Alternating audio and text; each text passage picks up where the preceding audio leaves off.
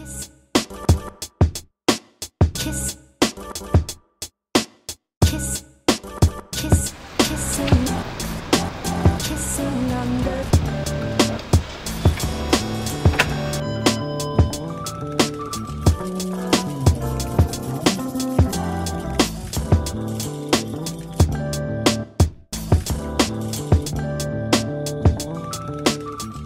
I got involved with the Youth Music Mentors through the Duke of Edinburgh project. I thought I'll do some skills that I need to actually qualify for the award, and I thought being with Youth Music Mentors would help me to progress through the skills, progress through the challenges and give me the skills that I needed. Youth Music Mentors, it's allowed me to learn a lot more about the different types of music. So, for example, maybe a year ago I was only interested in grime or hip hop or R&B, but now it's kind of opened my eyes to the wider music world, which is, you know, you've got garage, you've got indie music, you've got dubstep, you've got a lot of music that I wouldn't normally be listening to, but it's been able to make me more open-minded, and it's also it's given me the confidence that anyone who wants to be an artist or a producer or a promoter can do so if they feel like it and they really want it. So to produce my programmes and promote it, I have to firstly create the show, or firstly contact the artist who's going to give me the material for the show, and then I can make the show, create the show with my own flavour to it, and maybe give the listener a bit of information about the artists.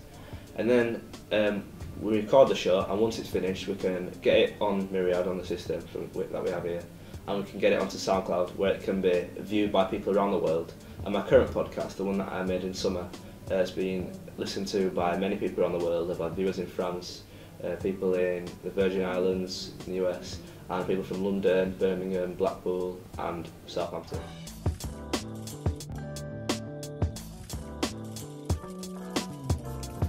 The skills you need to create a podcast, you need to be able to talk about an artist, to be able to know what they are, how they do, only from a short piece of information that they've done. You need to make sure that they know, that the listener knows that you know who they are, and that you've not just spoke to them and they spoke to you back. The listener is to know that you know them. In terms of technical skills, it's not much that you need to know. Maybe only a lesson or two in maybe a few half-an-hour short practice on the decks, and then you'll be fine up to scratch. To promote my podcast, I use sites such as Facebook and SoundCloud. Facebook especially, because I've got a lot of friends on there, some from school, some from my physical education, football, and some from other activities that I do. Through those, I can speak to them and say, do you want to have a look at my podcast that I've made? And after that, I can use Facebook to create a group, and I can have other people, external people that aren't my friends, I don't know yet, that can see my podcast through the groups that I've made. And on SoundCloud, as I said before, you can upload the song onto SoundCloud once you've made an account, and then you can let other people play and listen to it. Making a podcast is a bit like making a good brew. Follow these simple steps and you'll be on your way to making a quality podcast. So, for example, we start with the preparation.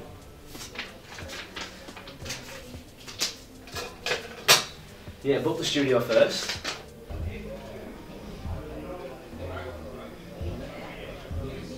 Yeah, is this BCB? Yeah, alright. Can I book a studio, please? 5 till 6.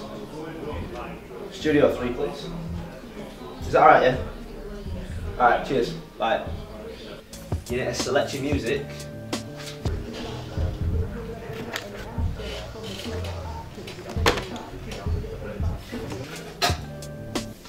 And then you write your questions that you're speaking to your guests.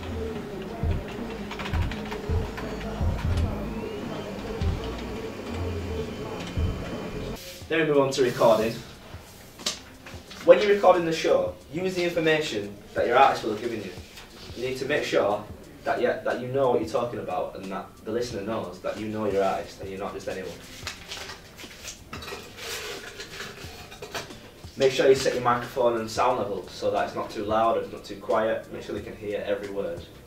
And then once you've recorded it, make sure you save it. You no one wants to do it again. And finally, make sure you edit and finalise your recording so that it sounds perfect. Make sure you promote it. make sure you promote it using social network sites such as Facebook, SoundCloud, StumbleUpon, GrooveShark. Any one of those will be fine. And then once you finish your podcast, why stop there?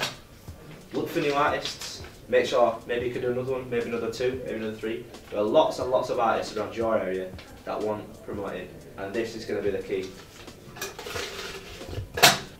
And now you've made your perfect brew. Cheers.